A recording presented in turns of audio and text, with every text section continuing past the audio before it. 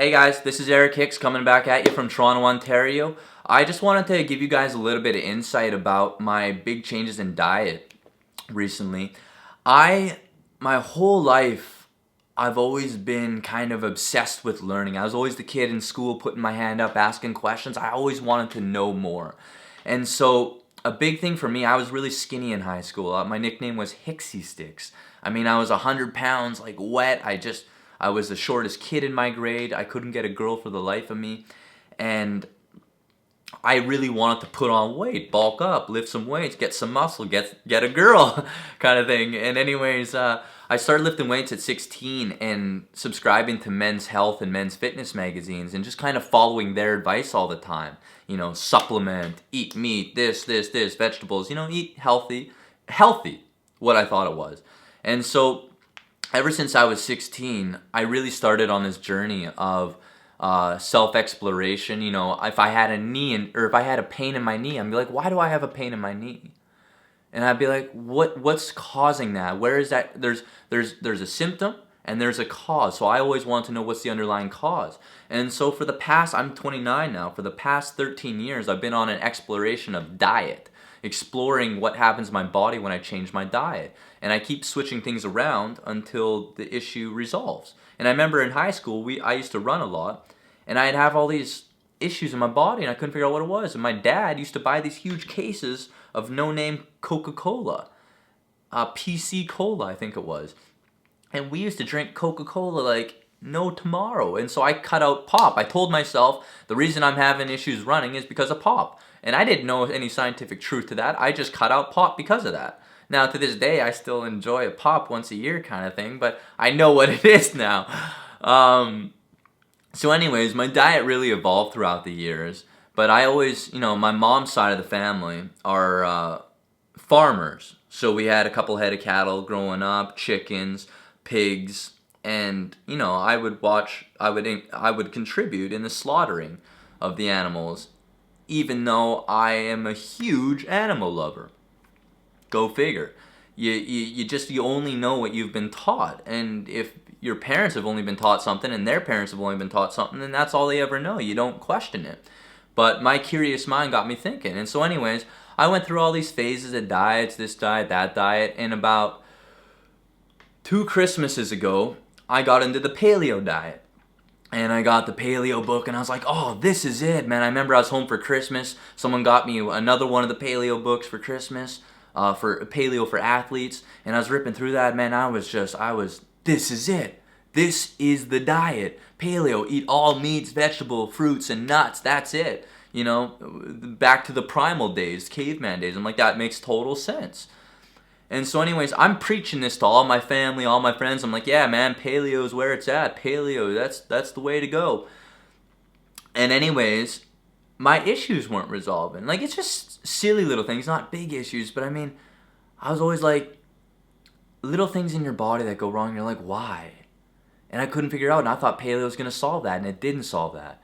And I remember the reason I actually, a few years before that, had gone off of dairy. I was getting strep throat once a year. I was getting zits popping up on my face all the time. And my joints were sore. My lungs were stuffed up. I had asthma as a kid, and it was tough getting rid of that growing up. I'm allergic to smoke. And all these things, I'm like, why? And then I find out about dairy. Dairy is the #1 cause of all throat and esophageal and lung problems. I mean, it builds up the mucus. It creates an acidic environment in your body. And so to balance out that acidity, what happens is your body leaches calcium phosphate out of your bones. The phosphate balances the pH, so your body doesn't get destroyed, and then we excrete the calcium through our urine. And so my bones are brittle, my joints are weak. I mean, everything. I cut dairy out, my face cleared up, my skin cleared up, my throat cleared up, my asthma cleared up. I mean, I don't get strep throat anymore. Like, everything cleared up, and I was like, wow, that's amazing. It's a perfect correlation between cause and effect. And so I got to the root cause of why these issues were happening in my life. So anyways, come along the paleo diet, nothing really changes, but I mean, I was jacked. My body was big, muscly, I felt good, I was like, I look good, whatever. I'm starting to get attention to girls. I'm like, great, man, life's awesome. But there's something still off. and I'm not sure what it is. And I actually had a vegan friend at that time, and I kept telling him, like, man, you gotta eat meat. I'm like, you gotta eat meat. I don't know what you're doing being vegan. That's not normal. And he just kind of kept to himself. But anyways, how the heck did I come across a vegan video? It might have been him recommending a video, or I'm not sure. But I remember one of my best friends growing up in high school, he was a vegan. His whole family was vegan, and I didn't understand it. I think it was the only vegan family in my town of 1,500. And I just didn't get it. I thought it was crazy. I'm like, what do you mean your family's vegan? But I mean, they're the coolest families. So, the Pollocks, in case you're watching. Anyways, so I came across this video, and I think a lot of people got the same story. Gary Yourofsky. He Gary, last name Your, your Ofsky. And anyways, he does this speech, a lecture. He goes around all of North America giving these lectures. And I watched his video, and it was just no nonsense. It was direct cause and effect to everything. It answered everything perfectly without argument. And his arguments is that we're herbivores. Our teeth are flat and broad, and our jaws move side to side for, grinding and mulching motions. Whereas all carnivores and omnivores, they have sharp teeth that go one direction only for ripping and tearing. I'm like, that makes sense. And people are like, what about your canines, man? You got canines here. And I'm like, well, these canines are for fruits. You look at the canine of any carnivore, man, they're huge freaking teeth. These aren't real. These are just canines for fruits, for hard fruits like apples, pears, things like that. I'm like, that makes sense to me. Now, I found out we got saliva in our mouth that have digestive enzymes for plants, another herbivore thing. Our intestines are the same length as the majority of other herbivores. They're long for digesting lots of plant matter, whereas carnivores, the intestines are small for digesting, heavy, dense meat and fats. Now, all carnivores, they don't get heart attacks or clogged arteries from eating these dense meats and fats because their stomachs, their intestines are designed to digest that. We do get clogged arteries and heart attacks because our intestines aren't meant to digest that. They're adaptive, which is great, which keeps us alive for a long time, but issues arise. And I'm always at the core of, I don't think we need to get sick in life. So that's one thing. Our claws. Carnivores have claws. We don't have claws. We have nails. I mean, it's crazy to think, but we sweat like herbivores. We sweat through our pores. Carnivores pant. That's how they cool off. I'm like, all these different things. I'm like, wow. To me that makes sense.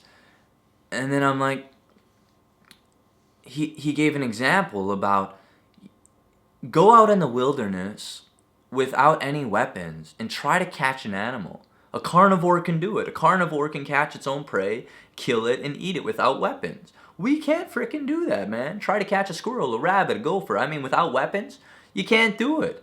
And even if you do it, you got a raw animal there. You don't want to eat that raw animal. That's disgusting. I don't think anybody, in their right mind would be like, oh, that dead animal looks great. I'm just going to bite into it and eat it right now. That's crazy. We mask the flavor of all our meats with spices, and then we cook it so it tastes anything but a dead carcass, which is what it is.